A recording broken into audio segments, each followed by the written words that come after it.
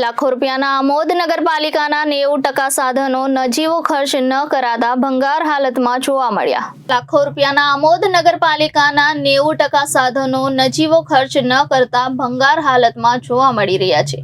આમોદ નગરની સેવા અને સુખાકારી માટે વપરાતા 90% સાધનો ધૂળ અને કાટ ખાતા જોવા મળી રહ્યા છે। નગરપાલિકા પ્રમુખની ગાડી પણ 1 વર્ષથી ગેરેજમાં ખુલ્લા મેદાનોમાં ધૂળ ખાતી નજરે પડી રહી છે।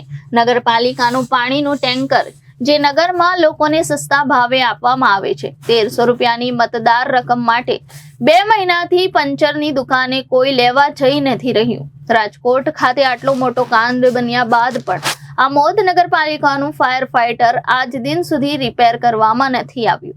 નગરપાલિકાના બધા જ ગટર સાફ કરવાના જેટિંગ મશીનો ધૂળ અને કાટ ખાઈ રહ્યા છે। આમોદ નગરપાલિકામાં હાલમાં કોઈ પણ આગ લાગવાની ઘટના બને તો જંબુસર, વાગરા કે ભરૂચથી ફાયર ફાઇટર બોલાવે છે, જ્યારે ગટર સાફ કરવાનું મશીન જંબુસર નગરપાલિકામાંથી બોલાવવામાં આવે છે।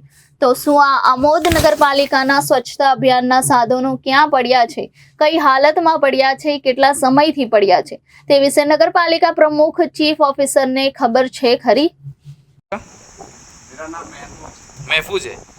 अच्छा, ये पानी का टैंकर जो पड़ा है नगर पालिका, कितने टाइम से आप यहाँ पे देख रहे हो? मैं 1 महीना हुआ मेरे को घर से। 1 महीना हुआ, उससे पहले से यहाँ पड़ा हुआ? उससे पहले से है, दूसरा भाई था इधर। हाँ, उससे पहले से है। अच्छा ठीक है, इसमें क्या खर्चा है और कितना खर्चा है? इसमें वो ट्यूब डालना है, लंगोट डालना है। हाँ, बस यही खर्चा होता है, फिटिंग मजदूरी वो उसका खर्चा है। यानी कितना खर्चा हो सकता है? हाँ, तो वही 1300-1400 रुपये जैसा है। ऐसा है, तो कोई लेने के लिए नहीं आता है? कोई नहीं, पूछने तक भी नहीं है अभी तक ऐसा है। कि हाँ मेरा इधर पड़ा है या नहीं है, अभी तक कोई नहीं है। मैं 1 महीने से देख रहा हूँ, ऐसे 2-3 आदमी को बोला होगा कि ये नगर पालिका का है।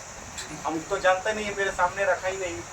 आपके दूसरे भाई थे उस टाइम? दूसरे भाई थे, वो गाँव चले गए, मैं उसके बाद में आया और 1 महीना से पड़ा है, कोई पूछने भी नहीं आता है। हाँ, आमोदनो फायर फाइटर 1 વર્ષથી દૂર ખાય છે, બરાબર। સુરત છે, અમદાવાદ છે, મોરબી છે, એવી હોનારત કરવાની આમોદ નગરપાલિકાની ઈચ્છા છે, તેને કોઈ જાતની તકેદારી રાખતા નથી, બરાબર। આમોદના 4-5 શૌચાલય છે, એક પણ ચાલુ નથી, કોઈ પણ અધિકારીઓનું કોઈ ધ્યાન દેવા તૈયાર નથી, ફક્ત ખાલી મોજ શોખ માટે રાખેલી લાગે છે। આમોદના બધા મશીનો ધૂળ ખાય છે અને આમોદની ગટોળો તોફેડા ઉભરાય છે, પણ કોઈનું કોઈ નિરાકરણ નથી આવ્યું।